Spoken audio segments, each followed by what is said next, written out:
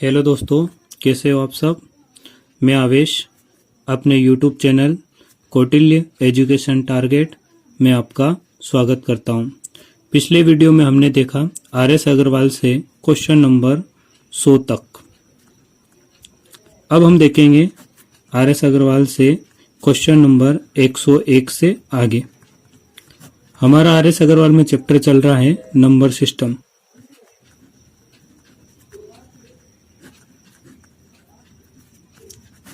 चलो देखते हैं अब आगे।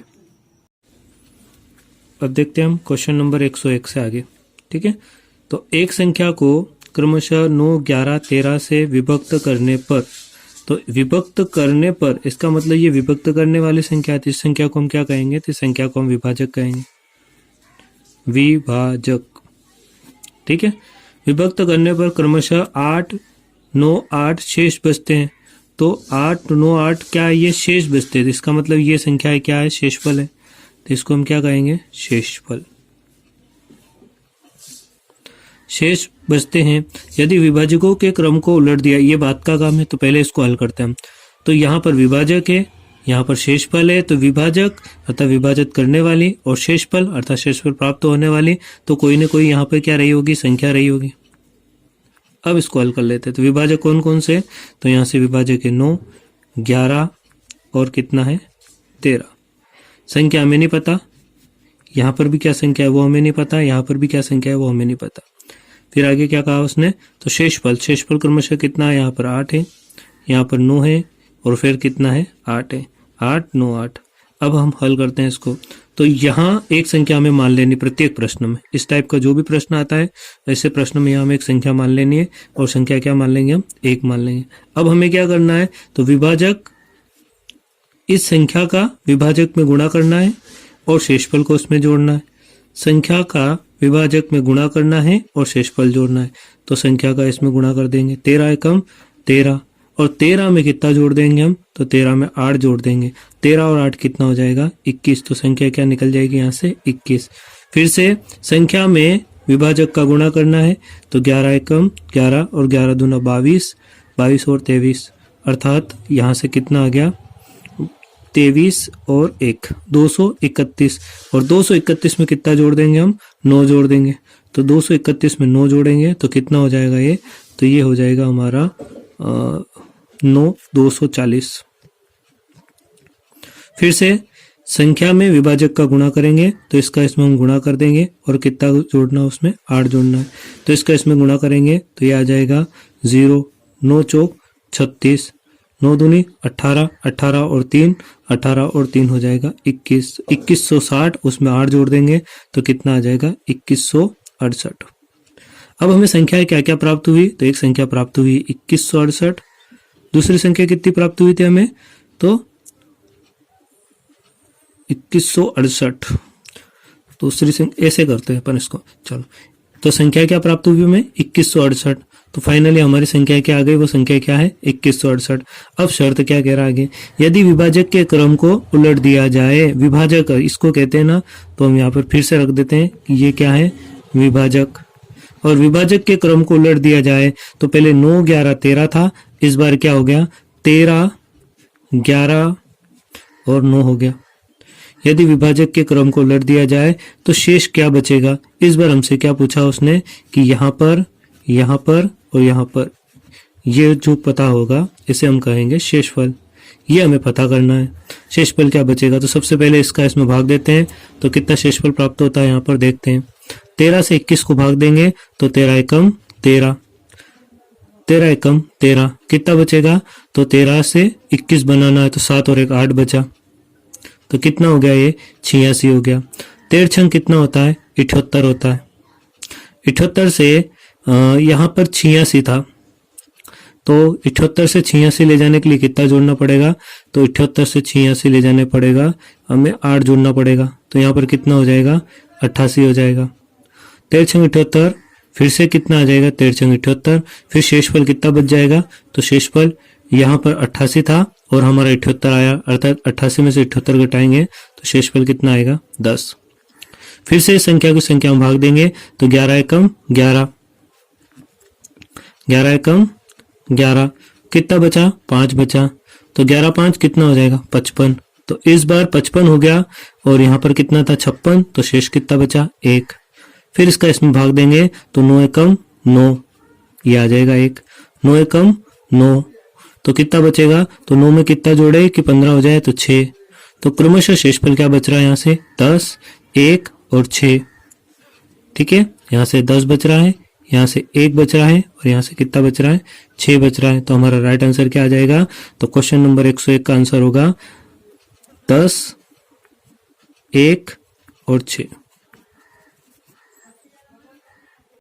अब देखते हैं हम क्वेश्चन नंबर 102। 17 की पावर 200 को 18 से भाग देने पर शेषफल क्या प्राप्त होगा।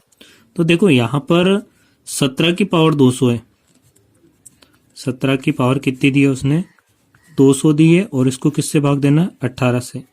लेकिन 17 की पावर 200 तो हम कर नहीं सकते हैं, तो ये रिमाइंडर थ्योरम पे बेस्ड क्वेश्चन है।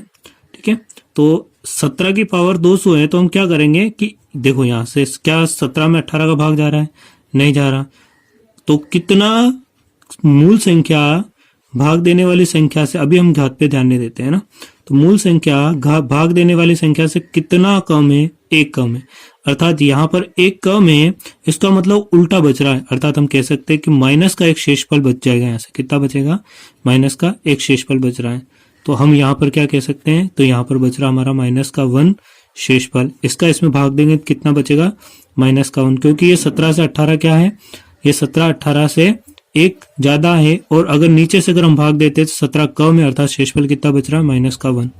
तो माइनस का 1 शेषफल बच रहा है, और इसकी पावर कितनी दी है उसने, 200। और हम जानते हैं अच्छे से कि जो घात है वो क्या है, एक सम संख्या है, घात क्या है, एक सम संख्या है। तो -1 इंटू -1, ऐसे हम कितनी बार लिखेंगे इसको, 200 बार लिखेंगे। तो ऋण और ऋण क्या हो जाता है, तो ऋण और ऋण का गुणा करते क्या हो जाता है, धन, और एक का गुणा करते क्या हो जाता है, प्लस। इसका मतलब हम 200 बार भी लिख लेंगे तो एक का गुणा करने पर एक क्या आएगा। तो इस तरीके से हम कह सकते हैं कि क्वेश्चन नंबर 102 का राइट आंसर क्या होगा। तो क्वेश्चन नंबर 102 का राइट आंसर क्या होगा, तो इसका आंसर होगा 1। देखते हैं क्वेश्चन नंबर 103। 25 की पावर 25 को 26 से भाग देने पर शेषफल क्या प्राप्त होगा। तो देखो 25 है और इसकी पावर कितनी दी है उसने, 25, और इसको किससे भाग देना हमें, 26 से। तो 26 से भाग देने पर क्या प्राप्त होगा, तो फिर से वही कंडीशन आ रही, ऊपर 25 है, नीचे भाग देने वाली संख्या क्या है, भाग देने वाली संख्या छोटी है, और जिसमें भाग दिया जा रहा है वो क्या है, जिससे भाग देते हैं वो संख्या बड़ी है, और जिसके अंदर भाग दिया जा रहा है वो संख्या क्या छोटी है। तो फिर से हम यहाँ क्या कह सकते हैं कि -1 आएगा, और -1 की पावर कितनी दी है उसने, 25, और इस बार 25 सम नहीं है, इस बार 25 क्या है, विषम है,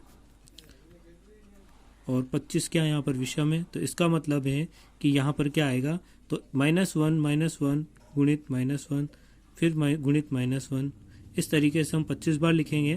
तो अगर विषम संख्या आती है तो हमेशा आंसर क्या आएगा, तो विषम आती है तो हमेशा -1 आएगा। अब हमें क्या करना है, अगर -1 कभी शेषफल बचता नहीं, क्योंकि शेषफल या तो 0 बचेगा, 1 बचेगा, 2 बचेगा, या 3 कोई संख्या बचेगी, लेकिन माइनस में कभी 0 नहीं बचता है। तो इसे हम क्या करेंगे, तो यहाँ पर कितनी संख्या है, 26 है। वह संख्या जिससे भाग दिया जा रहा था, तो भाग किससे दिया रहा था, 26 में। तो इस संख्या को 26 में जोड़ देंगे, -1 को। तो -1 को 26 में जोड़ देंगे तो कितना हो जाएगा, तो -1 को जोड़ देंगे, है ना, ये -1 है, इस -1 को 26 में जोड़ देंगे तो 26, ब्रैकेट हल करेंगे, प्लस और माइनस कितना हो जाएगा, -1। तो 26 में से 1 गया तो कितना बचेगा, 25। तो ये हमारा आंसर हो जाएगा। तो क्वेश्चन नंबर 103 का आंसर कितना होगा, 25 होगा। क्यों ऐसा हुआ, तो देखो 25 ऊपर संख्या थी, किसका भाग दे रहे थे हम, 26 का भाग दे रहे थे, तो कितना कम है, 1 कम है, -1 ही तो कम है, तो -1 को हम ऐसा भी लिख सकते हैं। ठीक है, तो इस प्रकार से 103 का आंसर कितना होगा, तो 103 का आंसर कितना आ जाएगा, 25। जैसे प्रश्न है, क्वेश्चन नंबर 104, किसी संख्या n को 4, पिछली बार वो कह रहा है किसी संख्या को 4 से भाग देने पर, इस बार उसने कह दिया n को 4 से भाग देने पर शेषफल कितना प्राप्त होता है, 3। संख्या कोई n है और उस n को 4 से भाग देने पर शेषफल कितना प्राप्त हो रहा था, तो शेषफल जो है वो शेषफल प्राप्त हो रहा हमें 3 प्राप्त हो रहा, 3 शेषफल प्राप्त होता है। संख्या 2n को 4 से भाग देने पर 2n को 4 से भाग देने पर क्या प्राप्त होगा। तो हमने पहले भी कहा था कि इस संख्या को हम क्या कर देंगे, इग्नोर कर देंगे और सीधा हम शेषफल को ले लेंगे। तो शेषफल कितना है हमारा, 3 है। शेषफल कितना है, 3 है। और उसने क्या कहा है कि 2n को, तो उसने क्या कहा है हमसे कि 2n को, और n बराबर हम कितना रख देंगे, 3। तो 2 गुणित n का मान कितना है, 3। तो संख्या कितनी हो जाएगी, 3 दूना 6।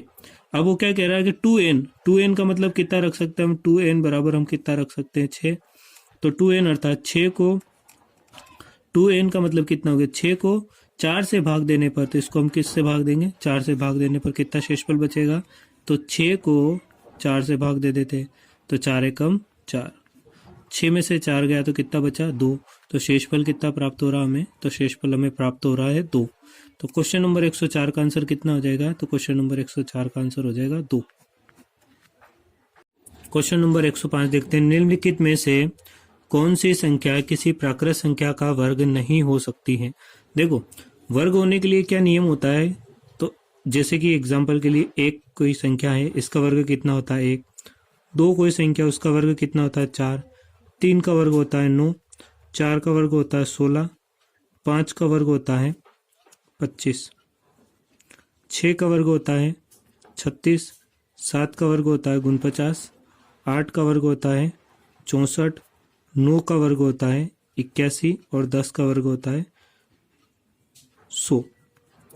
अब देखो, किसी भी संख्या का वर्ग होने के लिए इकाई के स्थान पे क्या अंक होना चाहिए, 1 होना चाहिए, 4 होना चाहिए, अर्थात 1 होना चाहिए, 4 होना चाहिए, 9 होना चाहिए इकाई पे, 6 होना चाहिए, या फिर कितना होना चाहिए, 5 होना चाहिए।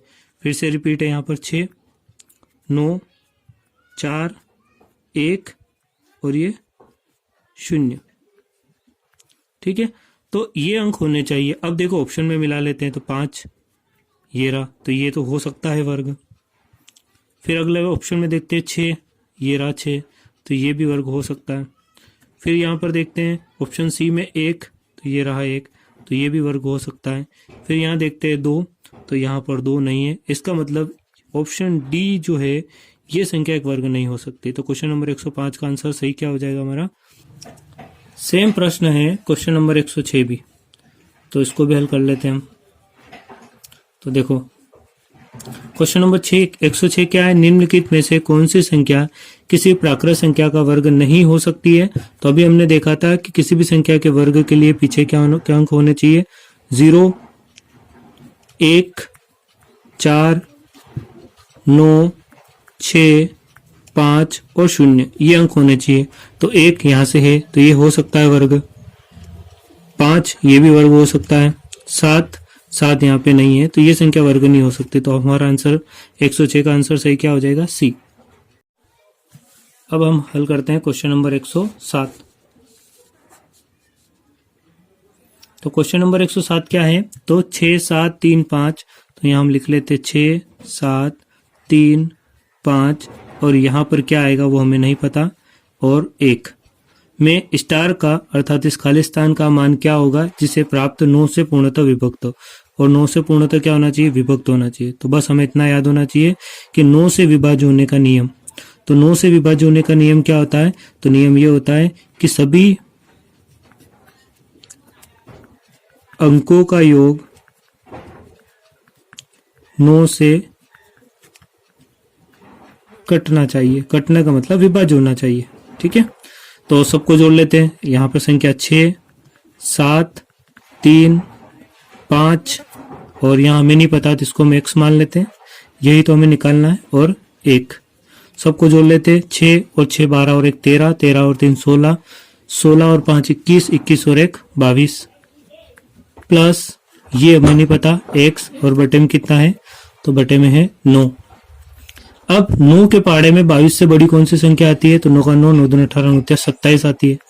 और 27 होने के लिए या फिर हम ऑप्शन से या फिर हम एक काम करते हैं, देख हमें पता है ना 9 का 18, 9 27 करता है, 22 नहीं, तो कितना कम पड़ रहा है ये, तो ये 27 माइनस 22, तो ये 5 कम पड़ रहा है। कितना कम पड़ रहा है, 5। अगर यहाँ 5 और होता तो ये कट जाता। अब देखते हैं अगला क्वेश्चन, क्वेश्चन नंबर 108। तो क्वेश्चन नंबर 108 क्या है, तो क्वेश्चन नंबर 108 है, किसी 2 अंकी संख्या को 2 बार बार साथ साथ लिखकर एक 4 अंकी संख्या बनाई जाती है, जैसे 15 15, 37 37 आदि। किस रूप की कोई भी संख्या निम्न में से किस संख्या से पूर्णतः विभक्त होगी? तो इस क्वेश्चन का, इस टाइप से अगर कोई भी क्वेश्चन आता है तो उसका आंसर होता है 101। जैसे कि मान लो, जैसे उसने कितना बोला, 15 15, 37 37, या इसकी जगह 99, या इसकी जगह 45 45, या इसकी जगह एग्जाम्पल के लिए ले रहे हैं हम 33 33। कुछ भी ऐसी संख्या होनी चाहिए जो रिपीटेशन होनी चाहिए, अर्थात बार बार आनी चाहिए। तो ऐसे क्वेश्चन का आंसर कितना होता है? 101 होता है। या अगर आपको नहीं याद रहे तो उसके लिए अच्छा तरीका रहेगा हमारा, जैसे ये 15 15 ऐसे याद रखना, ये केवल याद रखने के लिए ना, 15 15 है और इसको हम 15 से भाग देते हैं। तो 15 से भाग देते हैं तो 15 एकम 15, ऊपर से कितना उतरा? 1, भाग नहीं गया इसकी 0, फिर कितना उतरेगा? 5, फिर भाग देंगे तो 15 एकम 15। तो ऐसे याद रखना हमेशा, ठीक है? इस तरीके से याद रखना तो आपको याद रह जाए। तो इसका आंसर क्या होगा? 101। अब देखते हैं हम क्वेश्चन नंबर 109। तो 109 में क्या है? यदि P तथा Q अंक निरूपित करे तो कथन 5P9 प्लस 327 प्लस 2Q8 बराबर 114 में Q का संभवतः अधिकतम मान क्या होगा? तो पहले तो हम संख्या लिख लेते हैं यहाँ से, 5P9 प्लस 327 प्लस 2Q8 बराबर 1114। अब हम क्या करते हैं कि अंग्रेजी अल्फाबेट को एक तरफ कर लेते हैं, यहाँ पर इसको, यहाँ पर इसको, चर चर को एक तरफ कर देते हैं, अचर अचर को एक तरफ कर देते हैं। तो यहाँ पर है 5P9 और इधर अंग्रेजी अल्फाबेट वाला है 2Q8 बराबर, इधर है 1114 और ये प्लस का है तो इसको उधर ले जाके किसका कर देंगे? बराबर से उधर माइनस का, 327। इसको इसमें से घटा लेते हैं तो 4, 14 में से 7 गया तो 7, और यहाँ पर बचेगा 10, 0 मतलब 10, 10 में से 2 गया तो 8, और यहाँ पर बचेगा 10 में से 3 गया तो 7, और यहाँ पे 0। इधर अपना कितना हो जाएगा? तो इस इक्वेशन को हल करने के लिए ये हम जोड़ नहीं सकते क्योंकि इधर P है, इधर कितना है? Q है। इस इक्वेशन को हल करने के लिए हमें क्या करना पड़ेगा? तो हमें करना पड़ेगा इकाई,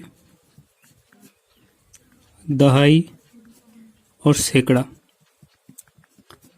तो इकाई में सबसे छोटा अंक कौन सा होता है? तो इकाई में सबसे छोटा अंक 1 होता है। दहाई में सबसे छोटा अंक कौन सा होता है? 10 होता है। और सैकड़े का सबसे छोटा अंक कौन सा होते हैं? अंकों से बनी संख्या कौन सी होती है सैकड़े में? तो 100। और दहाई में कितनी संख्या होती है? 10। अब हम इसको हल करते हैं। देखो, ये इकाई के स्थान पर है तो इकाई के स्थान पर 9, और इकाई का हमने कितना लिया? 1, प्लस ये वाला दहाई के स्थान पर है तो P गुणित दहाई के हमने 10 लिया, प्लस ये 5 सैकड़े के स्थान पर है तो 5 गुणित कितना कर दिया हमने? 100। फिर यहाँ बीच में क्या चिन्ह है? प्लस का, तो ये प्लस। फिर ये 8 इकाई के स्थान पर है तो 8 गुणित 1, प्लस Q दहाई के स्थान पर है तो 10 गुणित Q, प्लस, और 2 सैकड़े के स्थान पर है तो 2 गुणित कितना कर देंगे यहाँ पर? 100। इसको थोड़ा और हल कर लेते हैं। 5 गुणित 100 कितना हो जाएगा? 500, प्लस यहाँ से हो जाएगा 10P प्लस 9, प्लस यहाँ से हो जाएगा 2 गुणित 100 200, प्लस ये हो जाएगा हमारा 10Q प्लस 8 एकम 8 बराबर कितना हो जाएगा? 787। थोड़ा और हल करते हैं इसको। देखो, ये 500 प्लस का है, ये 9 भी प्लस का है, 200 भी प्लस का है और 8 भी प्लस का है। तो सारी संख्याओं को उधर ले जाते हैं हम, बराबर से उधर। तो 287 ये प्लस का है तो किसका हो जाएगा? माइनस का। ये भी प्लस का है तो किसका हो जाएगा? माइनस का। ये भी प्लस का है तो किसका हो जाएगा? माइनस का। ये भी प्लस का है तो किसका हो जाएगा? माइनस का बराबर 787 में से 500 और 200 700 और 9 709 और 8 709 और 8 को अगर हम जोड़ते हैं तो 709 और एक 710 717 887 माइनस 717 इसको अगर हम घटा देते हैं तो हमें प्राप्त होगा 87 में से 17 07 कितना प्राप्त हो रहा है यहाँ से 70। इधर भी हल कर लेते हैं तो 10p प्लस यहाँ पर है हमारा 10q, तो दोनों में से कॉमन निकाल लेते हैं। यहाँ पर भी 10 है, यहाँ पर भी 10 है, यहाँ p अलग है, यहाँ q अलग है, तो 10 कॉमन बाहर निकाल लिया। अंदर क्या बचा p प्लस यहाँ पे क्या बचा q, और p प्लस q बराबर 70 और ये 10 गुणा में कहाँ चला जाएगा इसके बटे में, तो यहाँ से हमें क्या प्राप्त हुआ, तो p प्लस q कितना प्राप्त हुआ 7। अब प्रश्न को देख लेते हैं।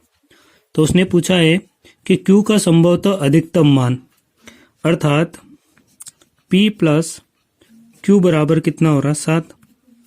तो उसने ये पूछा है कि q का यहाँ पर सबसे ज्यादा से ज्यादा क्या रखा जा सकता है, तो सबसे ज्यादा से ज्यादा यहाँ पे क्या रखा जा सकता है, तो यहाँ पे 7 रख सकते हैं। 7 से ज्यादा तो रख नहीं सकते क्योंकि बराबर में कितना मान हो रहा 7 हो रहा।